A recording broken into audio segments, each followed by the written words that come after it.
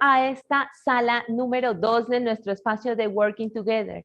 Espero que hayan podido disfrutar nuestra primera parte del foro en el que estábamos profundizando todos los aspectos principales alrededor de lo que significa esta revolución de los humanos. Tuvimos la participación de Chris Meniu, tuvimos la participación de nuestra doctora Marta Castellanos y como ya vieron, unos resultados importantes de nuestro Observatorio de Humanismo Digital en Argentina.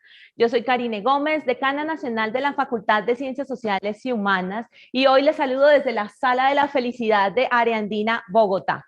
Esperamos que nuestro próximo encuentro pueda ser presencial e invitarles a estos espacios de co-creación que tenemos en nuestra institución. Muy bien, para entrar en materia, en esta sala trabajaremos un tema fundamental. Se tratará de un aspecto principal en este escenario de la sociedad biotecnológica.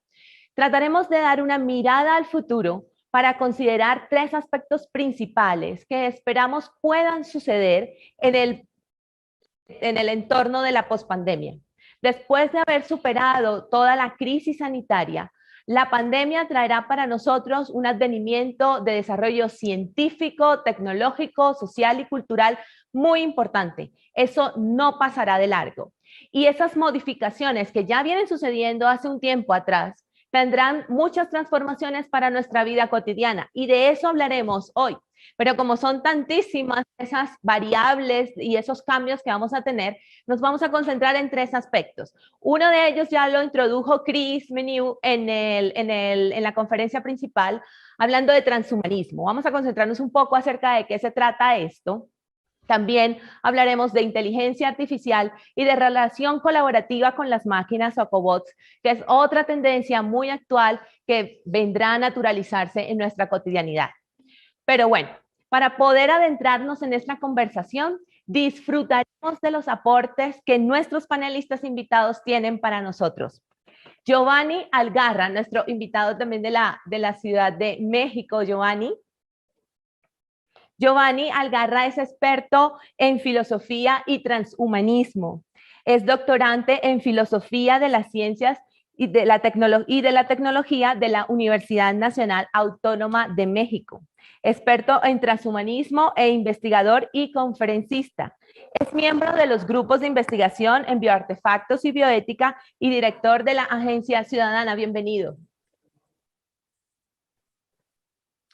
Buenos días, muchas gracias por la invitación. Qué gusto que se abran estos espacios. Gracias.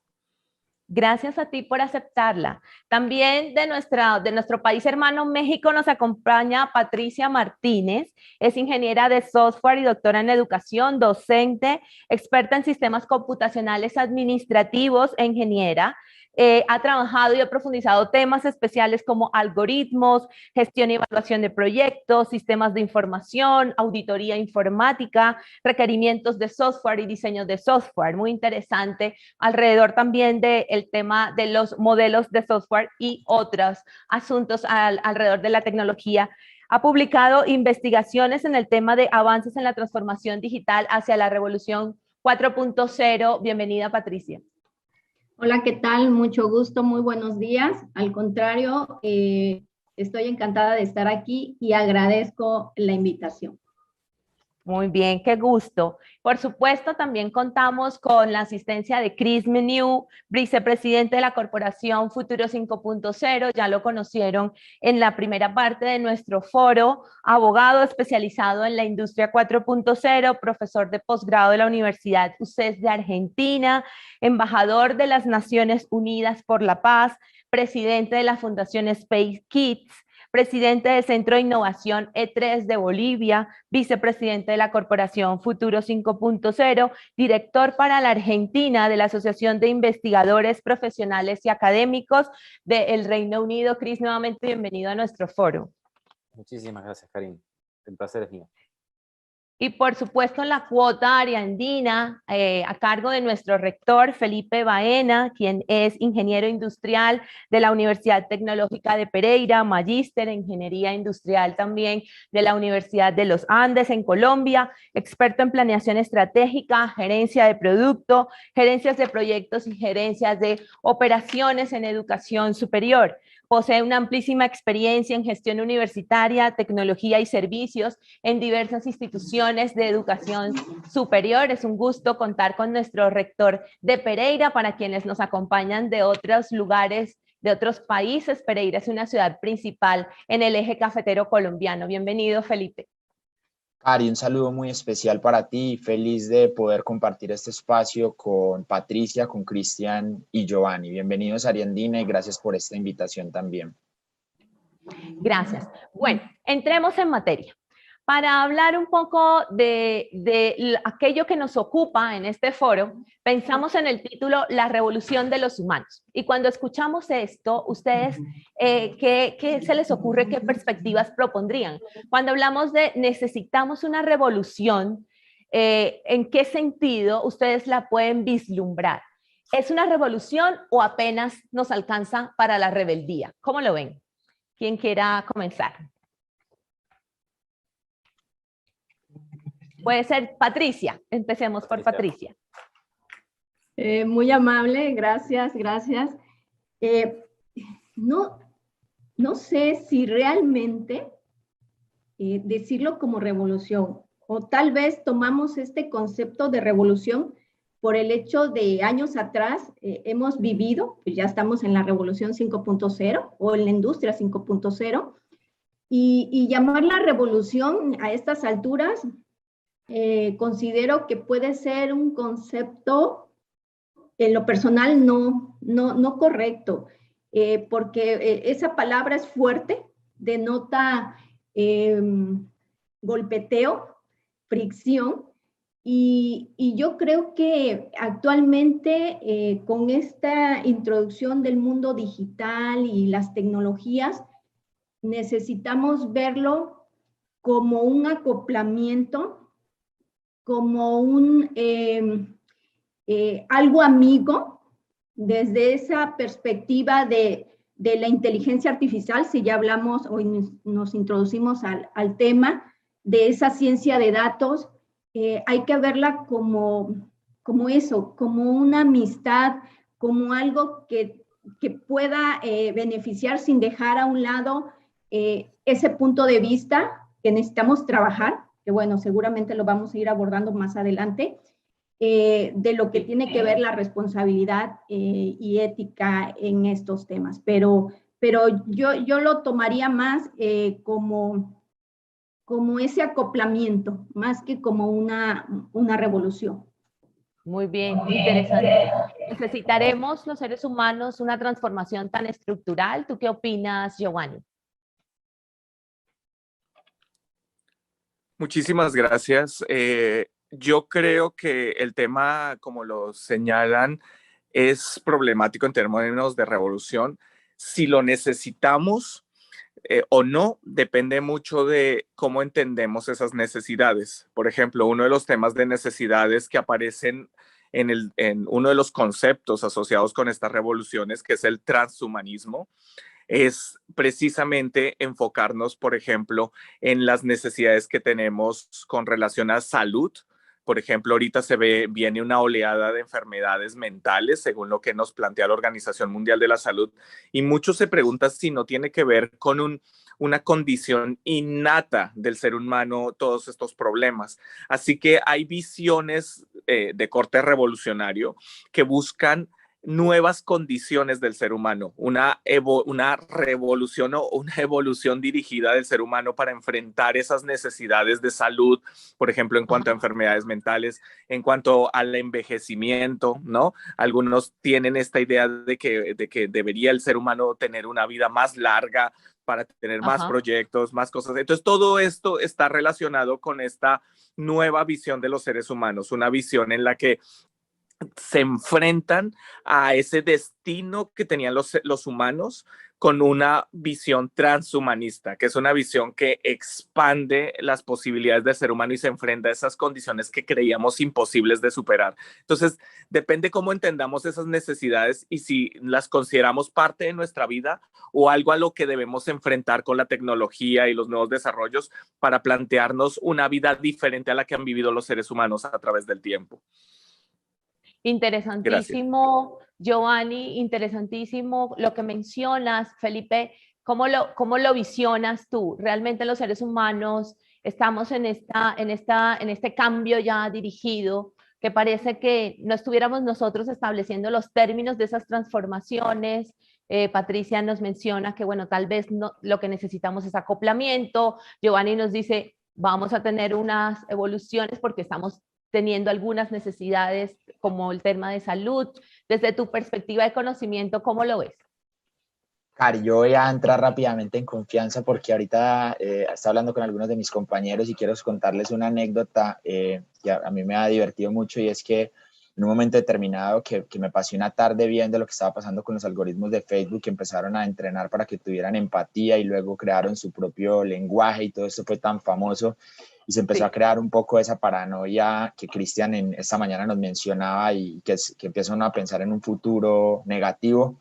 Pues ocurrió que me acosté a dormir y en medio de mis sueños me soñé que tenía una conversación con un grupo de personas, y las personas me empezaban a mirar y en un momento determinado descubrían que yo era un robot, y yo empezaba a tener mucha angustia porque yo decía, no quiero hablar más porque esta gente se va a dar cuenta y me va a desconectar. Y entonces, cuando me levanté por la mañana, empecé obviamente a entender. Cristian hablaba esta mañana de desde cuándo somos transhumanos y desde cuándo hemos empezado a vincular todo esto. Y basados en eso, yo creo que hay como dos miradas. Hay una mirada que llama al sentido de urgencia y a preocuparnos realmente sobre este tema, y en esa línea lo llamaría revolución, pero como un término de mercadeo, es decir, en verdad, pongámonos atentos a este tema que lo tenemos que resolver.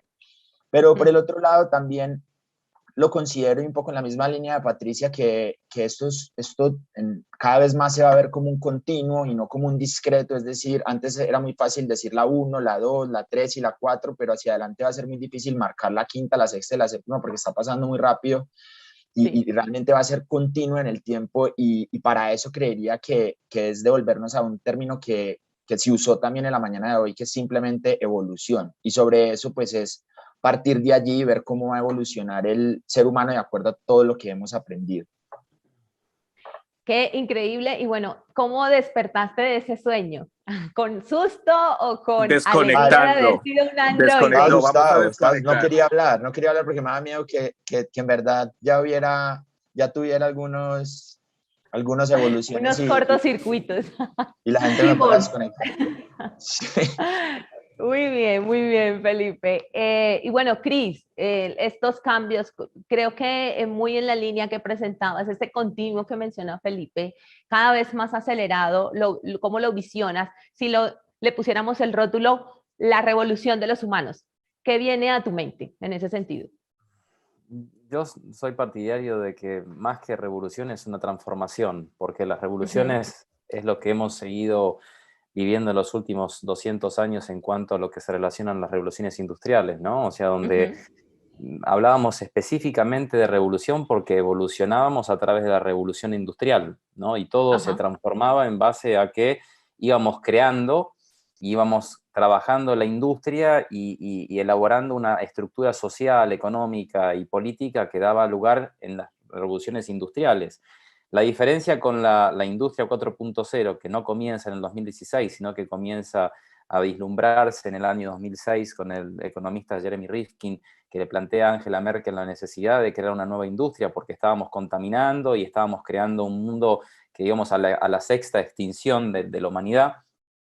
Creo que se genere ese concepto de industria 4.0 donde, más allá de hablar de la digitalización, de los procesos ciberfísicos, comenzamos a ver cómo empieza a haber una conectividad de todo a través del Internet, ¿no? A través de, por ejemplo, el transporte, las telecomunicaciones y la economía, y todo se bifurca y todo se conecta y genera una masificación de datos, y esos datos después de alguna forma transforman absolutamente todo.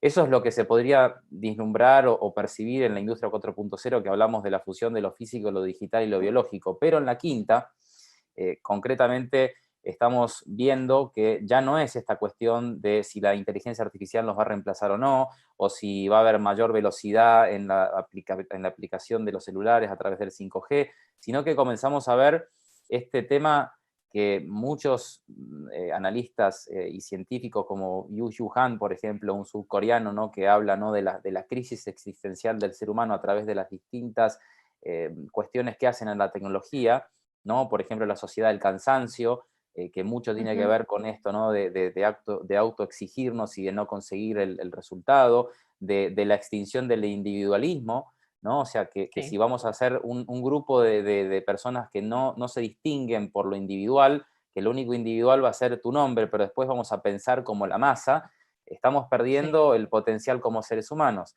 Y lo otro, para redondear, es en cuestión de que nosotros nacimos con una estructura, que eso lo decía antes, ¿no?, de los primeros 7 años de vida, estamos conformados con creencias, con formas de ver la realidad, con ideologías sociales, tanto políticas, religiosas, y estamos viendo que todo se está volviendo líquido, como decía Francis Bauman, o sea, que esa Sí. liquidez hace que replanteemos cuestiones de cuáles van a ser realmente nuestros propósitos como seres humanos, y eso hace mucho a la realidad de que si estamos viendo de que todo se está volviendo líquido, que si la tecnología va a hacer absolutamente todo, ¿cuáles van a ser los propósitos para poder decir seguimos siendo útiles para esta sociedad?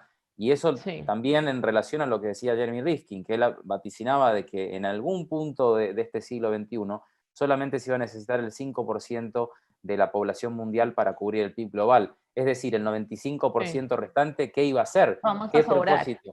Claro, ¿qué propósito va a tener? Sí. Interesante, interesante porque pareciera que estuviéramos lejos de las realidades latinoamericanas, pero en eso nos vamos a adentrar pronto. Cuando hablamos de la revolución de los humanos para nuestro foro, lo mirábamos como un juego de palabras, precisamente porque toda la mirada ha estado concentrada en el desarrollo de estas revoluciones industriales y es hora de poner la mirada en el ser humano. Y para eso vamos a hablar de 3 categorías. Iniciaremos hablando de transhumanismo. Giovanni, cuéntanos un poco, profundicemos un poco acerca de este concepto de transhumanismo. Ya lo hemos identificado como esa expectativa de desarrollar mejoras corporales, biológicas, a través de elementos sintéticos u órganos digitales, de tal manera que nosotros podamos pensar en que tenemos unas mejores capacidades como superlongevidad, superfelicidad, etc. Cuéntanos un poco acerca de este concepto, por qué el ser humano tiene esta necesidad y cómo se relaciona con esa perspectiva darwinista de este es el siguiente paso de la evolución humana. Muchísimas gracias. Acá, ya que acabas con el tema de Darwin, quisiera comenzar por ahí para llegar a lo que preguntaste al principio. Aquí hay un tema delicado que hay que tener muy en cuenta y al que hay que tenerle mucho cuidado, y es, hay un concepto que tenemos que tener por ahí en la mira, que es el de eugenesia. ¿Qué es la eugenesia? La eugenesia fue todo un tipo de pensamiento que surgió, de hecho, por uno de los hijos de Darwin, fue uno de los grandes eugenistas, ¿no?, pensadores de la eugenesia. ¿Qué buscaba la eugenesia? Y acá esto es lo peligroso, para que no lo confundamos con el transhumanismo o distingamos transhumanismos eugenésicos de otros que no lo son. La eugenesia buscó el mejoramiento de las razas. Y acá es donde viene la historia negra del siglo XX, ¿no? Es decir, los procesos eugenésicos buscaron, ¿no?, que aparecieran razas, que se distinguieran razas superiores de razas inferiores, y que la evolución de Darwin sirviera como una inspiración para el movimiento eugenésico de encontrar las razas superiores que debían gobernar sobre otras razas. Esto es una cosa que estuvo tanto en el pensamiento fascista italiano como en el fascista nazi, ¿no? En el pensamiento nazi encontramos la eugenesia, la necesidad de crear mecanismos de selección a través por ejemplo, los campos de concentración, para acabar con eso que se consideraba inferior o que se consideraba que no tenía lugar en el mundo porque debería desaparecer por unas cosas. Entonces acá el tema del mejoramiento humano tiene un lado oscuro, que fue la historia de la eugenesia, ¿no? Que todavía persiste. Hubo pensadores como Joseph Arthur Gobineau, que promovieron un pensamiento eugenésico racial, ¿no?, muy peligroso. Pero el movimiento transhumanista, muchos autores del movimiento transhumanista han trazado una línea con la eugenesia.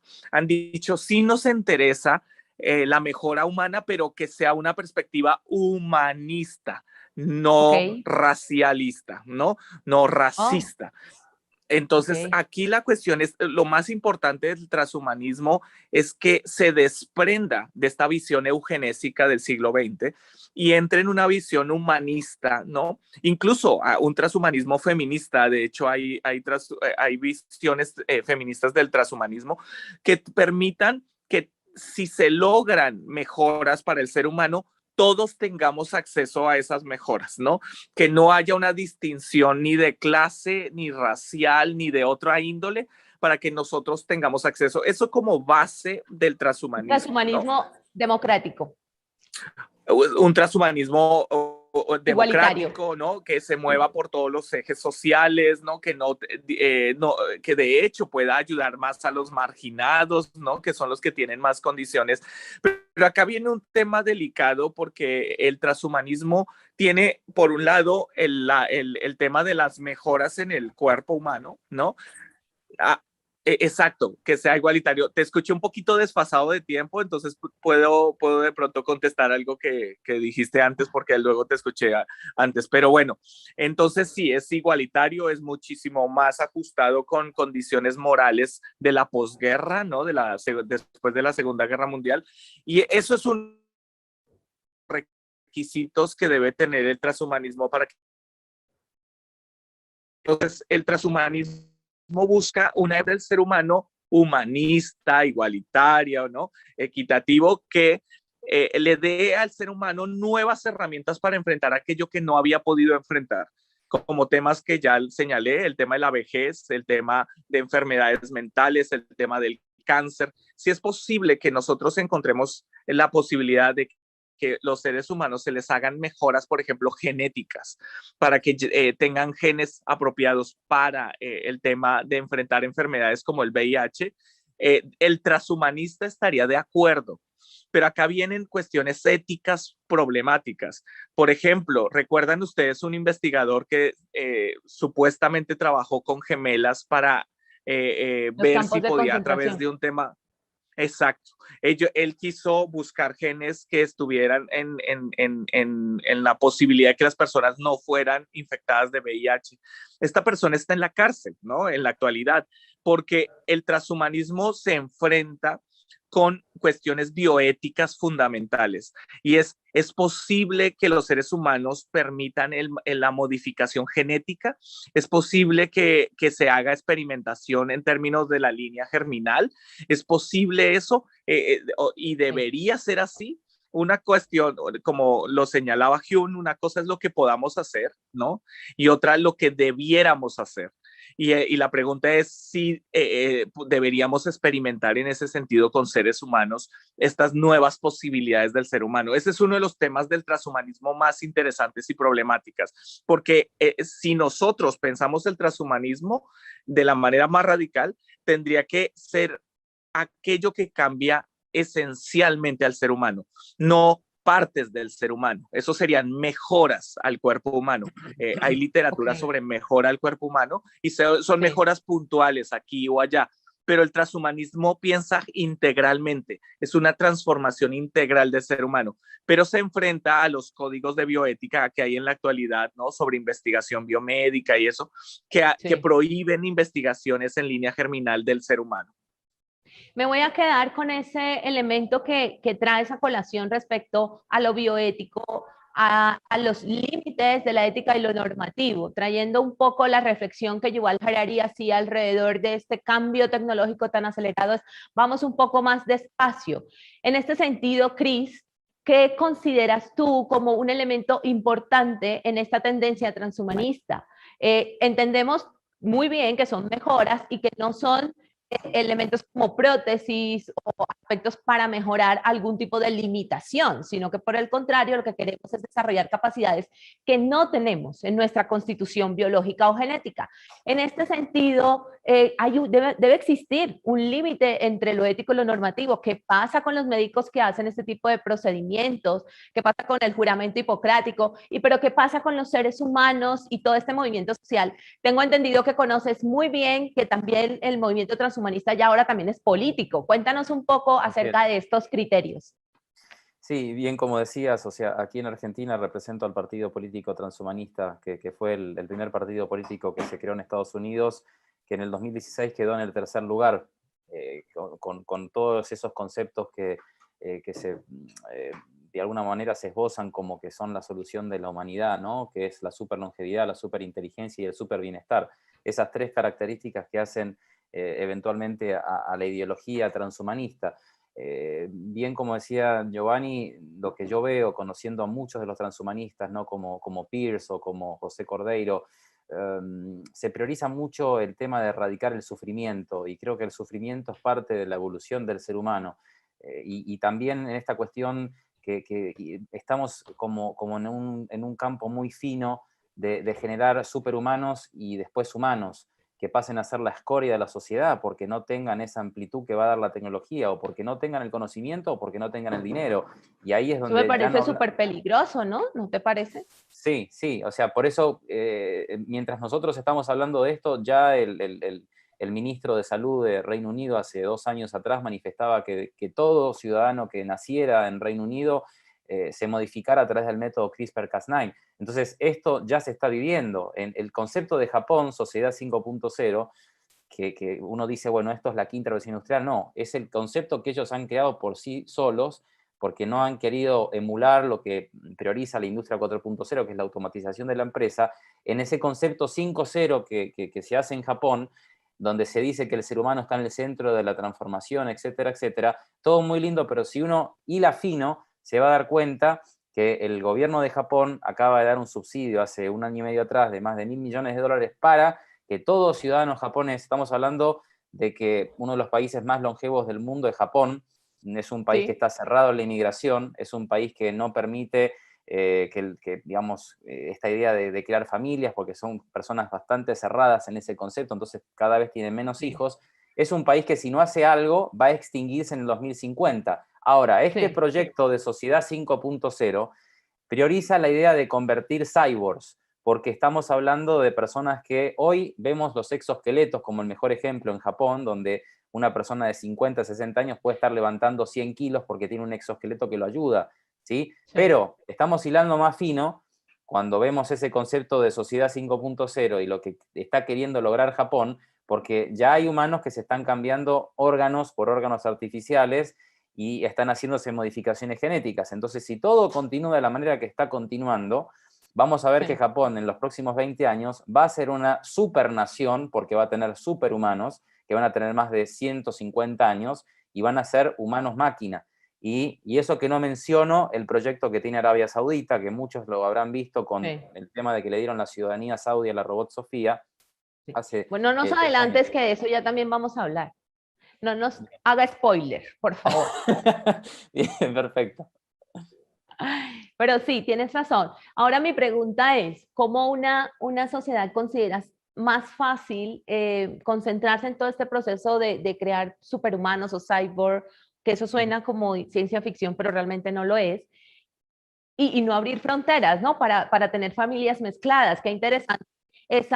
Pareciera muy conectado con la eugenesis que nos menciona Giovanni, es que la raza parece no dejar de ser pura, ¿no? Preferimos ser transhumanos a tener que tener familias mezcladas. Interesante esa postura que nos trae Chris. En este momento, ¿qué les parece si le damos paso a la participación de nuestros asistentes? ¿Tenemos cuántos asistentes?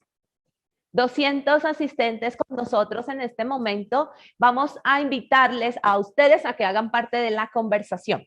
Los vamos a invitar a que entren a menti.com. En pantalla podrán ver el link. El link es menti.com, la página, y podrán ver el código con el cual van a ingresar. El código es 90360925. Podrán escanearlo con el código QR y respóndanos lo siguiente. En esta primera categoría que estamos abordando, que es transhumanismo, si ustedes tuvieran la oportunidad de aspirar a alguna mejora, ¿esta cuál sería? Ya hablamos de varias, pero podemos pensar en longevidad, en vivir, como mencionaba Chris, como la sociedad japonesa, en tener una vida larga y, ¿por qué no, eterna, ¿no? Como hacen muchas películas de ciencia ficción, pero que realmente es una de las aspiraciones del ser humano.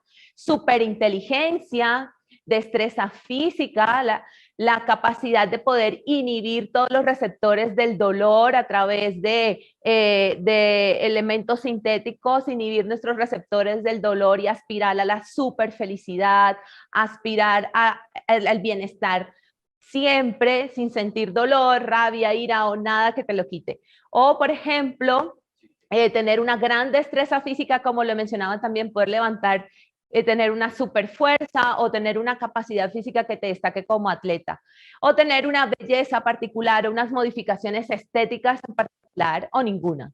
Si ustedes aspiraran a ser transhumanista, o si en el futuro se encontraran con que esta tendencia democrática, como nos dice Giovanni, ¿a qué aspirarían? Veamos las puntuaciones. El 54%, el 55% aspiraría a superinteligencia, y esto va creciendo, ya vemos que es como la categoría de mayor interés. También vemos destreza física un 14%, y vemos cómo se están interesando por esta superinteligencia. En este sentido, tenemos la aspiración de poder equipararnos con las máquinas, pero también existe un tipo de inteligencia muy particular, un tipo de inteligencia que es la inteligencia artificial, y es el siguiente del que también vamos a hablar. A partir de sus puntuaciones en este Menti, nosotros vamos a poder identificar a qué aspiraríamos como transhumanos. Y en este modelo político, Cris, que nos mencionas del transhumanismo como movimiento político, ¿cómo fue recibido por los otros candidatos? ¿Cómo compite un candidato transhumanista con un candidato en condiciones naturales? ¿No están ya en desventaja? Sí, bueno, de hecho Soltan, que fue el candidato a presidente, me decía que, bueno, que concretamente le costó muchísimo sus Sí. rivales, digamos, competir en foros y todo, porque lo que él manifiesta, los otros políticos no lo manifiestan. Y un claro ejemplo es cuando él menciona de que el gobierno de Estados Unidos invierte más de $2 billones en guerras, ¿no? Y eso se podría utilizar para sanar el dolor que producen las enfermedades, como por ejemplo el cáncer o el HIV, que eso se podría destinar para aumentar con la tecnología la personalización de la medicina y que no haya sufrimiento en cuanto a las enfermedades. Y esto es un claro ejemplo de temas que, si se regulan, pueden estar bien llevados y puede haber una ética y una cuestión legislativa que ampare a todos los seres humanos. El problema es que el movimiento como tal, el movimiento transhumanista, es un movimiento que en muchos casos está siendo considerado como un grupo de ideólogos que quieren erradicar el sufrimiento y ser los nuevos nazis del siglo XXI, y eso es un peligro, porque Sí. lo que a mí me ha pasado en foros donde he participado representando al partido político de Estados Unidos no transhumanista, es que mucha gente lo relacionaba con lo religioso, y esto no tiene que ver con lo religioso, tiene que ver con una cuestión de hacia dónde vamos evolucionando como seres humanos, y que esa evolución tiene que estar legislada, ¿sí? Si eso no está legislado, ahí está el problema, que vamos a frenar esto porque vamos a decir que esto es inhumano o que esto es antirreligioso o no es adecuado. No vamos a poder hacerlo, porque en Netflix inclusive hay un documental donde ya hoy en Estados Unidos chicos de 14, 15 años se están modificando genéticamente a través de los tutoriales en YouTube, o están modificando genéticamente animales. Entonces esto está pasando ahora, y el mismo Congreso de Estados Unidos el año pasado lo decía, que hay que tener una legislación de todo esto, porque no puede ser que en una casa de un adolescente de 15 años se pueda crear un virus mortal, o se pueda modificar genéticamente que duplique las habilidades cognitivas o físicas de todos los ciudadanos de esa ciudad. Esa persona que esté experimentando en su casa con un laboratorio, con un kit que cuesta $250. Entonces, todo esto tiene que estar Wow. legislado. El problema no Sí. es el transhumanismo. El problema es el uso que se le está dando al transhumanismo, y el problema es que hay dos bandos. Están los transhumanistas, que son los pro-transhumanistas, que dicen todo esto que es positivo, y después hay personas como un peruano en YouTube que dice que el transhumanismo pertenece a la elite Illuminati y todas esas cosas, y que se está dividiendo un tema que no tiene que estar dividido, que tiene que estar en el tema de debate de todos nosotros, y que no tiene que ser partidario como socialista o capitalista, porque la diferencia entre esta cuestión de qué modelo político elegir, se está debatiendo el futuro del ser humano, que no es poca cosa. Entonces ahí es donde corremos el riesgo de que si estamos de un lado y defenestramos a todo lo que se estaba avanzando, no vamos a poder entender, no vamos a poder aportar, porque vamos a estar cerrados mentalmente. El tema es el diálogo, el tema es la legislación y sobre todo la apertura mental. Los cambios que se vienen, querramos o no, van a venir, estemos donde estemos, van a estar. La cuestión es, el mundo va a estar más fraccionado, porque ya no va a ser una fracción económica, va a ser una fracción biológica. Y cuando eso suceda, el nazismo va a ser un chiste, porque el nazismo simplemente era un grupo de ideólogos que querían conquistar y que una raza sea superior, pero no tenían el poder de Dios, ¿no? De poder crear y de poder hacer cosas que en ese momento no existía la posibilidad. Hoy con la tecnología sí existe, y las personas que están trabajando con todas estas tecnologías, como por ejemplo Elon Musk o OpenAI, o sea, que son instituciones que si no se las regula, van a tener más poder que los propios estados, y van a ser sus propias comunidades. Sí. Y creo que tienen razón, Giovanni, tú cuando mencionan que las fronteras bioéticas tienen que establecerse, y también un estudio muy juicioso para no caer en la especulación y en el riesgo. Avancemos un poco acerca de la inteligencia artificial. Como ya Cris se nos adelantó, tenemos en pantalla, les queremos presentar a Sofía. Sofía es el primer androide en recibir una ciudadanía en la historia. Sofía tiene nacionalidad de Arabia Saudita y ha declarado en un medio internacional que quiere tener una familia. La androide mencionaba que considera esto como algo muy importante y que le parece interesante poder encontrar las mismas emociones y relaciones que llamamos familia, pero con personas que no compartan un vínculo sanguíneo. Bueno, Sofía entra en mucha disputa. Algunas personas dicen que solo es un chatbot, pero sus creadores, que son Hanson Robotics, desde el 2016 lo que explicaron es que Sofía lo que hace es aprender de las conversaciones que tiene. Además es artista y ha creado y ha vendido muchas de sus obras sobre más de 600,000 euros. Entonces, ahora mi pregunta va hacia Patricia, y también me gustaría complementarla con los aportes de Felipe. Ustedes piensan que nosotros corremos riesgos en los elementos íntimamente humanos con estos avances del transhumanismo, de la inteligencia artificial principalmente. Pensemos en esto.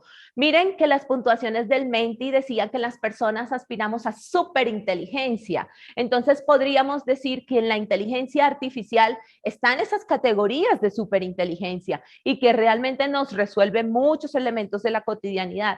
Pero corremos riesgos al saber que categorías tan humanas como la familia, como las emociones, como la conversación, como el sentido del humor, que se supone que Sofía también tiene, o algo tan íntimo como el arte, tan místico también, le pertenecen a los seres humanos y no los podremos compartir con la inteligencia artificial, o estos acercamientos como los de Sofía nos ponen en peligro. ¿Ustedes qué piensan, Patricia?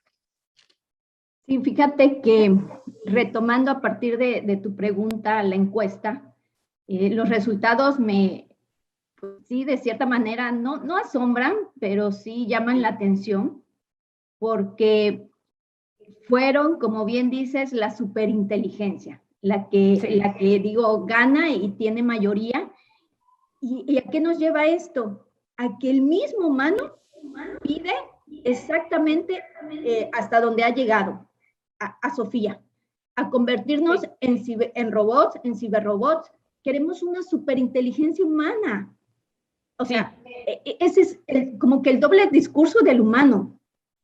Decimos, ¿hasta dónde estamos llegando? Pero a la vez también decimos y disfrutamos y queremos ser robots, ciberrobots. porque ahí está, en una muestra pequeña, en este foro, donde se dice, queremos ser súper inteligentes. Y es donde me pongo a pensar, o sea, ¿para qué queremos ser súper inteligentes? Yo hubiera pensado a lo mejor la respuesta con mayor categoría, la superfelicidad, porque si bien es cierto, la sociedad y el ser humano, pues hasta cierto punto, ¿de qué te sirve lo demás si no estás bien? Si no estás contento, si no estás feliz, esa parte de las emociones que finalmente pues sí se busca en los robots, o sea, hasta dónde en esta pequeña población queremos llegar, pues a todo lo que se ha avanzado de inteligencia artificial. Y hablando y escuchando a los compañeros aquí, a Giovanni, a Cris, me encanta escucharlos, me encanta ver sus puntos de vista, que si bien es cierto, humanistas, sociales, desde otra perspectiva, es fascinante.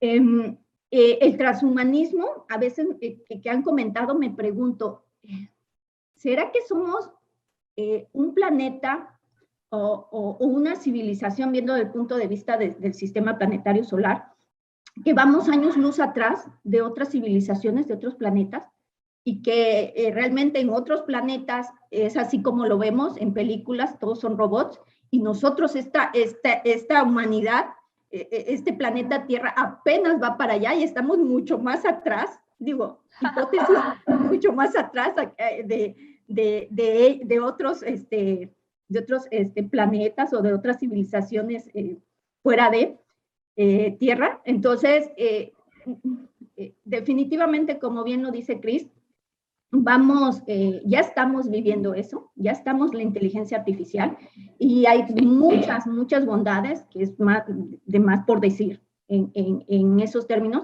que hay que acoplarnos a ella, pero definitivamente hay que regularla. Y bueno, no me adelanto, en términos académicos, falta mucha regulación.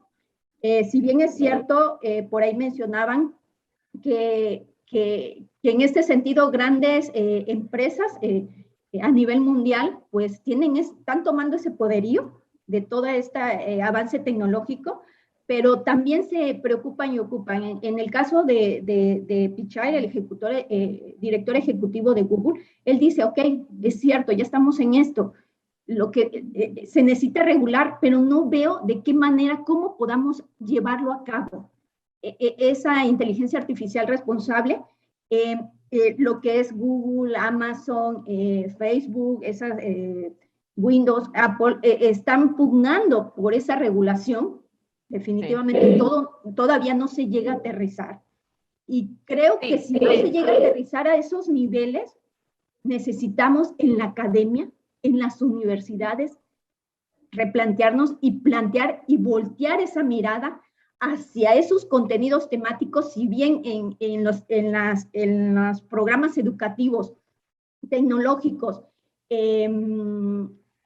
enseñamos todas esas habilidades duras, necesitamos entonces también incorporar eso, en estos programas, esa parte de regulación de la que hablaba Cris. Esa inteligencia artificial responsable tiene que ir a la par, porque nada más nos enfocamos hacia un lado y falta el otro lado para ir apoyando y ayudando en ese sentido a las futuras generaciones y bueno, dando respuestas, con las respuestas que nos dieron ahorita en ese foro, digo, es necesario. Entonces, pues básicamente, no lo sé si esto, ellos nos van a gobernar al final de cuentas, todo parece ser, vamos a llegar a una sociedad más longeva, ya está predecido, pero va a haber beneficios de ciertos lados, pero también va a haber otras consecuencias, pero creo que es como todo. Todo tenemos ventajas y desventajas, entonces pues hay que irnos preparando, esa es la realidad para esa sociedad que viene. Muchas gracias, Patricia. Antes de darle paso a Felipe, vamos a escuchar la intervención de alguien del público que quiere hacerles una pregunta a ustedes. Puede ser que Felipe nos ayude con esta respuesta. Es importante porque en este marco de lo que acaba de mencionar Patricia, es fundamental que nosotros podamos pensar en estas prácticas de inteligencia artificial responsable. Me informan que la pregunta la tenemos desde la ciudad de Pereira, muy al lugar con nuestro rector. Y tenemos en pantalla, vamos a tener a Diana Ospina, representando a la bella ciudad de Pereira con su pregunta. Diana, adelante. Hola, buenos días. Bueno, encantada de estar acá. Muchas gracias por este espacio tan enriquecedor para nosotros. Bueno, mi pregunta me encanta en este momento porque Patricia lo acaba de nombrar y pues nosotros como profesionales de las ciencias sociales nos preguntamos eso, ¿cómo hacer para que todas estas revoluciones que se han venido dando en los últimos años, cómo hacer para que se den en un marco de la ética y de lo humano? Y también, como qué recomendaciones, como de acciones aterrizadas, que tú lo decías, Patricia, no solamente debemos pensar en lo técnico, sino también en lo que decías, las habilidades blandas, esta combinación tan importante que creo que lo interesante es no deshumanizarnos, ¿no? Pero tener esta mirada tecnológica, digital, pero desde una humanización. Entonces, ¿qué acciones concretas y cuál sería el marco ético de actuación de estas acciones? Muchas gracias. Gracias, Diana. Creo que Felipe nos ayudas con esta respuesta. Gracias. Diana, bueno, me encanta saludarte. Bueno, me voy a devolver, a mí también me llamó mucho la atención los resultados de la encuesta porque nadie puso belleza. Parece que es como Sofía, que está todavía muy inteligente, pero todavía no ha llegado a ser tan bonita, pero yo creo que Sofía respondió igual. Pero bueno, digamos, entrando en el marco de todo esto, digamos, de alguna forma, iniciamos por ahí que hablamos de la teoría de la evolución, y hay algo para mí que es muy importante. La teoría de evolución está marcada en dos conceptos que son fundamentales. El primero, que es variación ciega, significa que todos los cambios en la especie de aquí hacia el pasado han ocurrido de manera aleatoria y es el entorno quien ha decidido.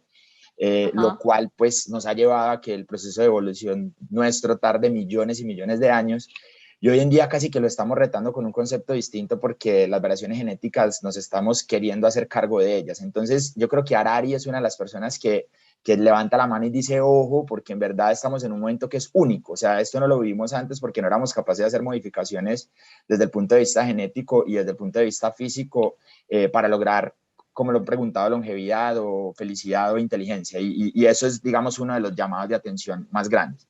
Luego, yo pienso en que ser más inteligentes no es nuevo, querer ser más inteligentes no es nuevo. Digamos, antes y hasta ahora nos medimos mucho por ejemplo, el índice de desarrollo humano. Todos queremos que nuestras poblaciones sean más inteligentes y hoy lo medimos en número. Algunos de los indicadores del índice de desarrollo humano tienen, por ejemplo, que ver con número de años de la educación. Es decir, realmente cada uno de nuestros países quieren que nuestras poblaciones tengan mejores desempeños y eso también quizás los lleva a mayor felicidad. Y entonces yo creo que entrar a querer controlar eso desde el punto de vista de los países va a ser imposible. Es decir, todo el mundo lo va a querer como propósito y como objetivo porque creen que es por ahí donde garantizan el desarrollo y la felicidad de sus poblaciones. El desarrollo.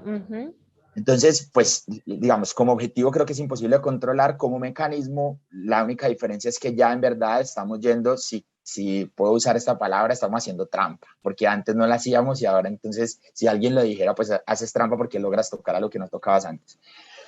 Y creo que ahí definitivamente, como lo han dicho todos, va a estar como el quid del asunto a nivel mundial. Yo leo, por ejemplo, a Steven Pinker, que obviamente es optimista sobre todo lo que él ve hacia el futuro de la humanidad. Él habla mucho del progreso y siempre ve el lado bueno de lo que hemos logrado.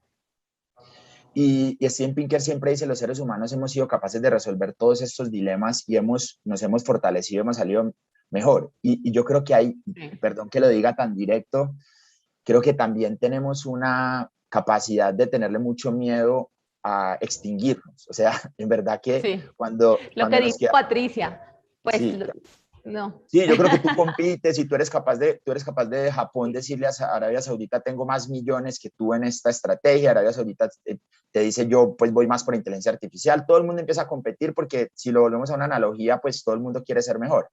Pero luego cuando en verdad empieza a ponerse sobre la mesa el riesgo de extinción, la gente empieza a dar un paso atrás. Y estamos hablando de cosas muy distintas, pero miren que en un momento determinado todos tuvimos las armas nucleares en las manos. O sea, no todos, algunos. y se miraron y dijeron, ojo con esto, sí, ojo con esto, porque en verdad en cualquier momento esto puede llevar a una consecuencia distinta. Yo creo que el ser humano va a ser capaz de parar, yo creo que el ser humano va a ser capaz de entender, y la única razón que lo va a llevar, siendo muy, digamos, muy gráfico, es el miedo a su extinción, porque no va a ser ni siquiera dejar de querer ser mejor que el otro, eso va a ser siempre una realidad. Y ahí es donde creo que van a empezar a generarse distintos acuerdos. El cómo, que es un poco la pregunta de Diana, la verdad que para mí es muy difícil responderte, pero sí creo que nace por aquí, o sea, nace por conversaciones de este tipo. O sea, yo creo que voy a hablar propiamente de mi región. Yo estoy en un departamento donde en verdad estas conversaciones no ocurren tanto y parecen conversaciones de otros mundos. Entonces, ¿qué pasa si en verdad por lo menos empezamos a poner aspectos sobre la mesa, nos empezamos a poner de acuerdo en miradas y empezamos a entender que este tema tiene muchísima relación con la desigualdad en el mundo? Yo creo que en el corto plazo, más allá de hablar de extinción, estamos hablando de altos niveles de desigualdad, y regiones como las nuestras, si no nos ponemos al tanto en la conversación, pues simplemente vamos atrás en productividad, vamos atrás en bienestar, vamos atrás en desarrollo humano, vamos atrás en felicidad, naturalmente.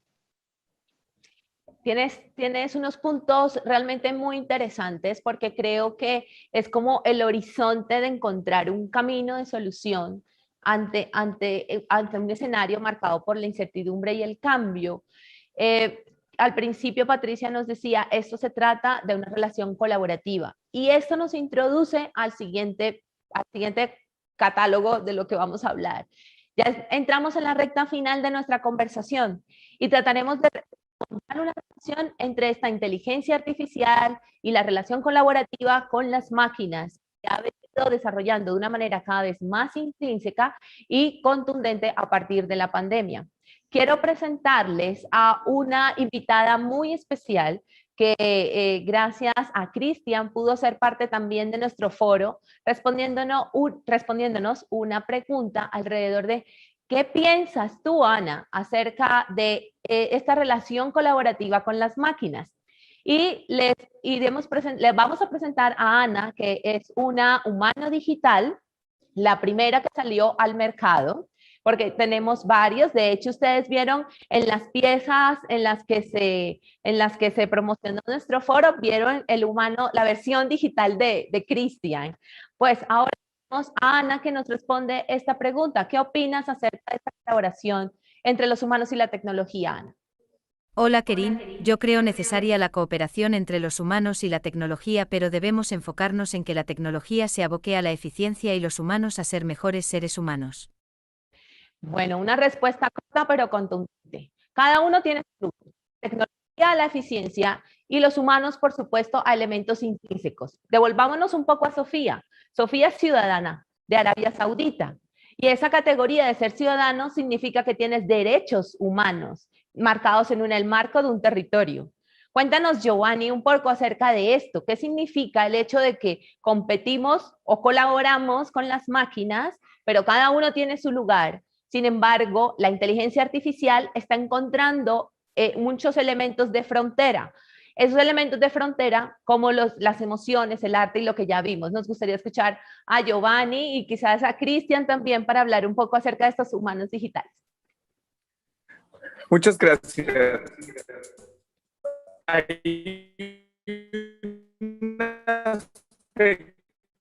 Giovanni, te perdemos un poco, te perdemos un poco, Giovanni, entonces que no se ve reflejada en humanoides. Es decir, ¿me escuchas? Okay. Video para ver si es más fácil que se me escuche. ¿Sí se me escucha acá? Sí, mejor. Tal vez sí, así es. Ok, perfecto. Una parte de la inteligencia artificial está encarnada en este tema de los humanoides o robots, ¿no? Y otra tiene que ver con herramientas que usan los seres humanos de inteligencia artificial. DeepMind, por ejemplo, es una empresa que tiene herramientas de inteligencia artificial asociado a un modelo que se llama redes neuronales, que sirve para solucionar problemas increíblemente complejos. Por ejemplo, hace algunos meses la inteligencia artificial revela la forma de los ladrillos básicos de la vida y abre una nueva era en la ciencia. ¿Y esto a qué se refiere, no? Pues se refiere a todo un trabajo que algunos creyeron, ¿no? Cyrus Leventhal en 1969 creía que el trabajo de decodificar la estructura de las proteínas iba a tardar 14.000 millones de años. Ustedes dirán, esta cifra es absurda. Es que el problema de decodificar la forma de las proteínas es absurdamente complejo. Y Sí. DeepMind hace unas semanas decodificó gran parte de eso en pocos meses de trabajo de la máquina. Es decir, mucho de la inteligencia artificial está resolviendo un sinfín de problemas que era de incalculable complejidad y ahora se están presentando tanto en la industria de la química, tanto en el tema de la exploración del espacio. O sea, el ser humano tardó muchísimo en encontrar los planetoides que son parecidos a la Tierra, y ahora la inteligencia artificial está encontrando como 100 cada mes. Es decir, Sí. es una capacidad de pensamiento, de inteligencia, de decodificación de información brutal.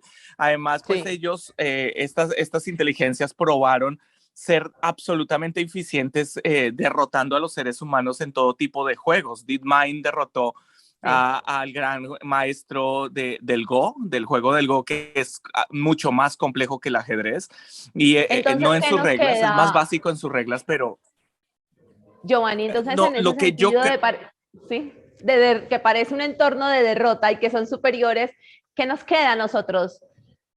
hay un tema que lo planteó Isaac Asimov con las leyes de la robótica, ¿no? Él cree que hay que poner en la inteligencia artificial y en la robótica 3 leyes. Se las voy a enunciar muy rápidamente. La primera ley dice que un robot no hace daño a un ser humano ni por inacción y no permitirá que un ser humano sufra daño. La segunda ley dice que un robot debe cumplir las órdenes dadas por los seres humanos, a excepción de aquellas que entren en conflicto con la primera ley.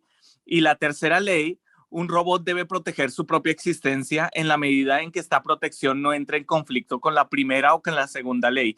Estas leyes de la robótica, junto con la que él llamó la ley cero, un robot no puede dañar a la humanidad o por inacción permitir que la humanidad sufra daños, son leyes que se han planteado como límites a la inteligencia artificial y como límites a la robótica.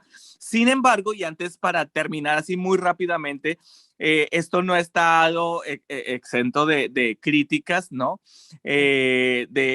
Incluso de pensar en cómo funcionan los robots, por ejemplo, de inteligencia artificial que se usaron para hacer ataques militares que están en estos robots aéreos, ¿no?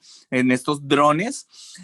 Algunos bromean con qué leyes son las que tienen estos drones de ataque que hay en el ejército norteamericano, ejército alemán, ejército francés. Y David Langford dice, las leyes que responden estos robots son las siguientes. Un robot no dañará al personal gubernamental autorizado, pero eliminará a los intrusos con un perjuicio extremo. Sí. Un robot obedecerá las órdenes del personal autorizado, excepto cuando dichas órdenes entren en conflicto con la tercera ley. Tercera ley, un robot protegerá su propia existencia con armamento antipersonal letal porque un robot es muy caro. Esta forma irónica de plantear. Entonces el robot en defensa propia puede acabar con todos. Dios. Porque es muy caro. Esa es la ironía de Langford. Ahí se rompe todo. Muy interesante, Giovanni, esta propuesta. Cris, ¿nos quieres complementar? Nos quedan pocos minutos, nos gustaría avanzar, pero escuchar a Cristina, a Cris y a Patricia para la siguiente pregunta también. Cris. Sí, bueno, creo que en base a lo que estamos hablando, estimo que el ser humano tiene que adaptarse a esa transformación que va a generar la tecnología en el ser humano.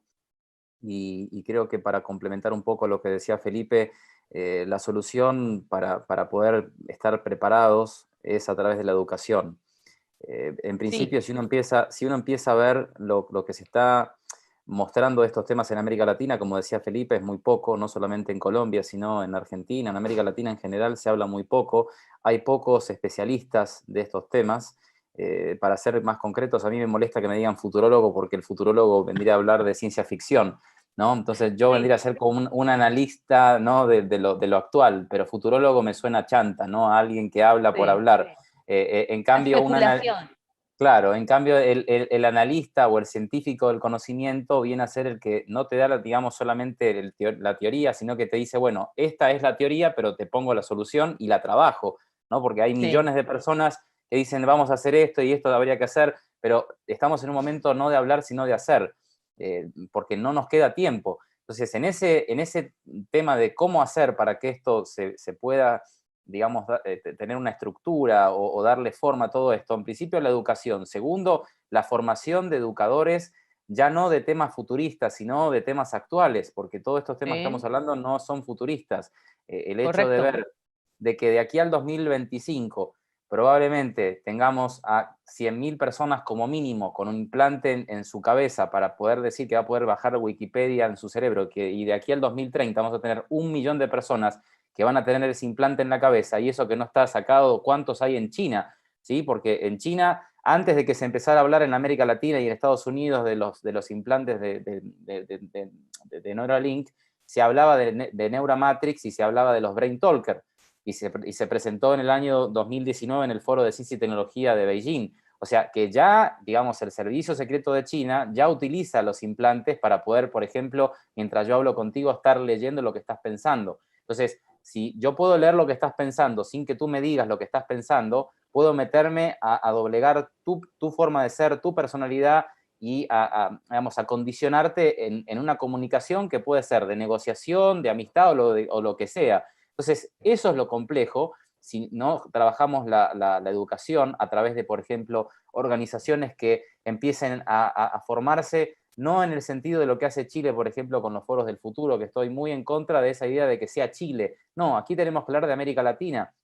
América Latina tiene que unirse a través de instituciones universitarias, empezar a generar una co-creación de estos temas, empezar a motivar e incentivar a los jóvenes para que empiecen a apasionarse de todos estos temas y empiecen ellos a crear los nuevos modelos de negocio, que mucho tiene que ver con esta economía sintética, ¿sí? Cuando hablamos de economía sintética, entran los humanos digitales, entra esta posibilidad, por ejemplo, de ser prosumers del entretenimiento, de las telecomunicaciones, porque van a ser las inteligencias artificiales los que hagan el trabajo, pero nosotros le tenemos que dar los argumentos. Para poderle dar los argumentos necesitamos trabajar la parte humana y que ellos se encarguen de trabajar. Pero ya nos vamos a olvidar de los influencers que se sacan fotos y se hacen los lindos o las lindas. Nos vamos a olvidar de los actores de Hollywood, porque van a encargarse los avatares humanos de hacer todo ese trabajo. Ahora, pero va a haber que tener un repertorio mental para crear esa economía sintética que va a ser muy económica, porque estamos hablando de que en el año 2000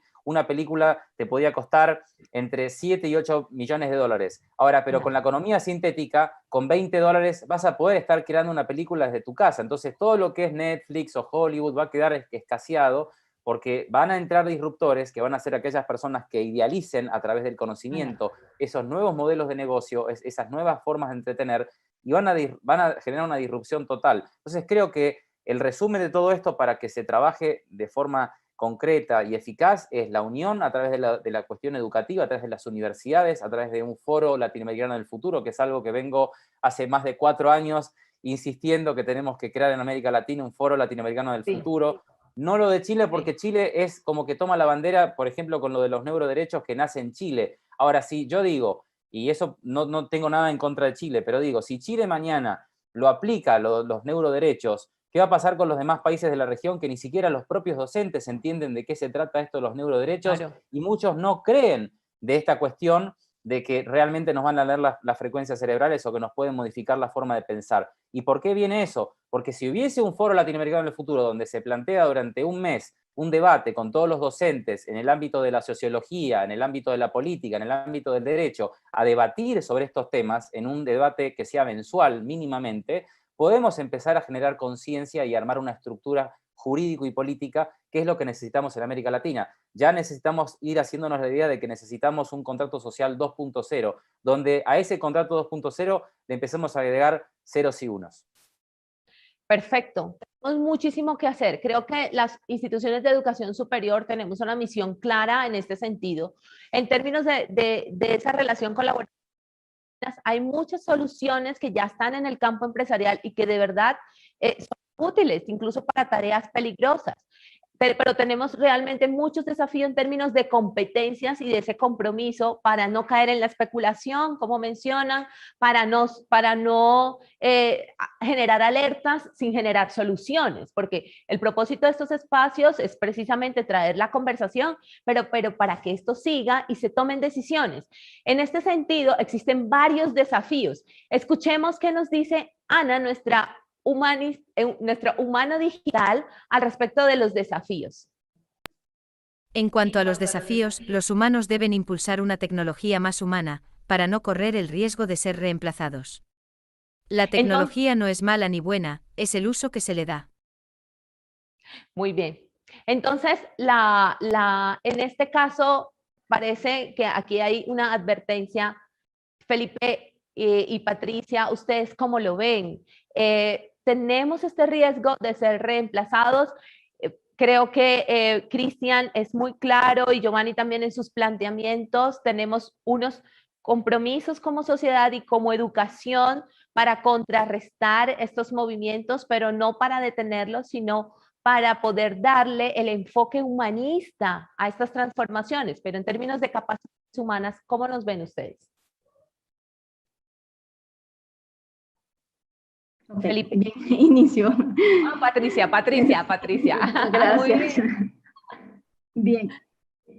Muy bien. Insisto, creo que en este foro, creo que los cuatro estamos muy conscientes de que es nuestra realidad ya, la inteligencia artificial y todo lo que conlleva, y que si bien es cierto, insisto, tiene los beneficios, también vamos a sufrir las consecuencias, pero y escuchando a Cris, sí deja asombrado esos números que maneja, que cuántas personas ya tienen un chip o cuántas van a tener y la longevidad ya en el 2025, 2030 que vamos a tener los humanos o pseudohumanos.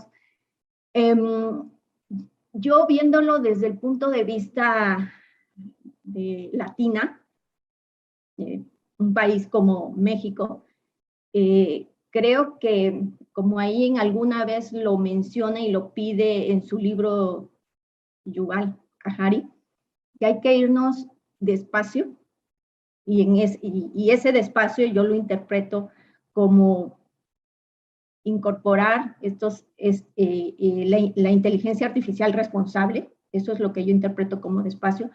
E insisto, como latina definitivamente vamos despacio. Latinoamérica es otra, y lo decía Felipe hace rato, se abre más la brecha. La tecnología avanza a velocidad gigantesca en muchos países desarrollados, pero Latinoamérica, o sea, nada que ver. Lo veo desde mi ciudad, Coatzacoalcos, Veracruz, México.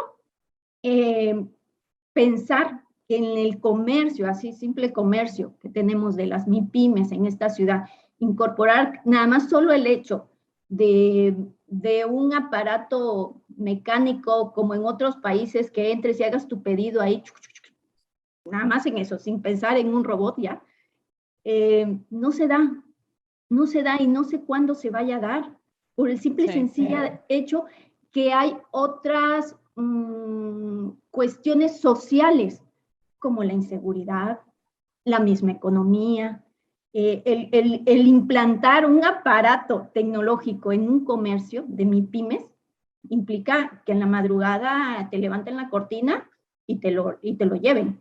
No sé si me estoy explicando. Entonces, la brecha se sigue ampliando. Van a seguir estos avances tecnológicos en muchísimos países y muchas personas con el chip o con un brazo, no sé, pero por otro lado, Latinoamérica va despacio, Sí.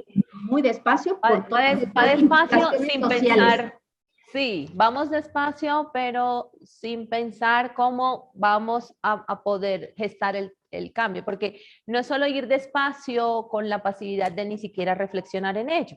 Es ir despacio, pero solucionando, pensando, creando, con esa mirada futurista responsable a la que nos invita Cris. Felipe, ¿cómo nos ves desde las universidades en ese sentido?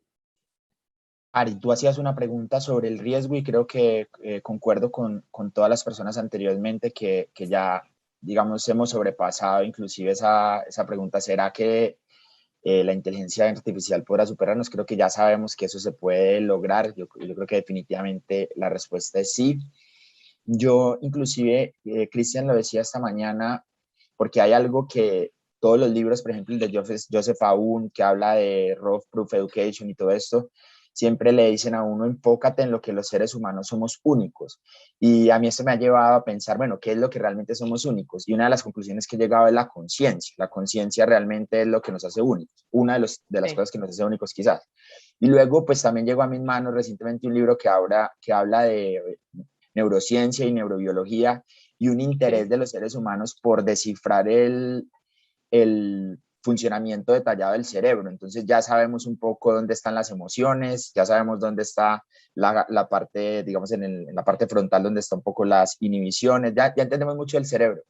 Y está una obsesión por entender de manera, o sea, de relacionarlo con la parte biológica, la conciencia. Es decir, ya hay hipótesis de que la conciencia existe entre una relación entre el tálamo y la parte frontal y entonces yo digo, bueno, entonces también vamos a resolver eso, o sea, quizás vamos a resolver eso. Y creo que sí. Giovanni lo puede decir mejor, pero yo leía también Pinker, y Pinker dice en los últimos 200 años la ciencia le ha ganado a la filosofía, y eso significa que hemos sido capaces de resolver un montón de cosas que antes no sabíamos. Y creo que esa obsesión por saber mucho más de nosotros mismos, pues nos va a llevar a entender inclusive cómo funciona nuestra conciencia. Eso significa que a nivel de capacidad de descubrir cosas y de crear nosotros mismos quien nos pueda reemplazar, creo que va a ocurrir. Ahora bien, me devuelvo al mismo punto y es, pues, ¿cómo vamos a administrar eso? Y en ese caso me uno muchísimo más a los pensamientos optimistas de la capacidad que tenemos como seres humanos de autorregularnos, o sea, de encontrar el cierre de brechas, como lo hemos hecho históricamente. Hemos tenido momentos de la historia, ya los hablaron anteriormente, donde hemos perdido la capacidad de entendernos y de entender la necesidad de garantizar nuestro futuro. Pero yo lo veo completamente en manos de nosotros mismos. Y yo creo que ya también lo hemos dicho desde el punto de vista de la educación, hay varias cosas. Yo creo que Marta fue muy buena en su presentación. A mí me gustó mucho lo que ella dice porque casi que lo pudo sacar por pedazos. Un tema es, tenemos que enfocarnos en estas carreras, oficios que nacen todos los días, naturalmente. Tenemos que enfocarnos en las nuevas habilidades, naturalmente. Tenemos que ir a la educación para toda la vida, o sea, quitarnos esos imaginarios también de la educación discreta, es decir, a los 25 años termino y luego pues me voy a trabajar. Eso no existe más, es una capacidad de actualizarnos a cada momento y también utilizar de manera positiva las herramientas de la tecnología a nuestro favor. Es interesante realmente, Felipe. Aquí ya me están diciendo backstage que la otra sala nos está esperando. Hay varias preguntas en el chat para ustedes y porque esta conversación, bueno, nos alargamos un poco, la conversación realmente tiene muchísimos más elementos. Tenemos un camino por recorrer, las cosas están dichas, las cartas están sobre la mesa. En términos de esta sociedad biotecnológica, tenemos varios retos que cumplir. Ahora los invitamos a ustedes a que entren al chat y conversen con nuestros asistentes.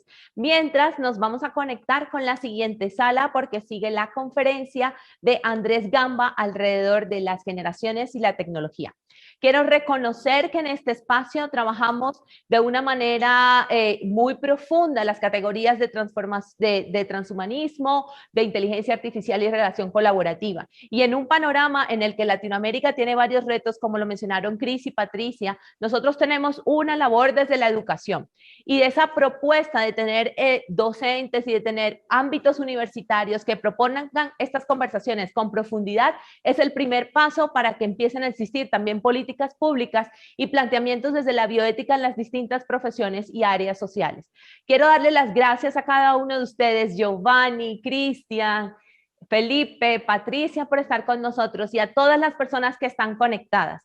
Sigamos la conversación. Por favor, les pido que en el chat se unan con nuestros asistentes porque tenemos varias preguntas muy interesantes allí también para continuar este Working Together, y nos conectamos también a nuestra sala anterior. En el chat les hacemos llegar nuevamente el link original para que ustedes se devuelvan a la sala principal y continuar con el cierre de nuestro foro.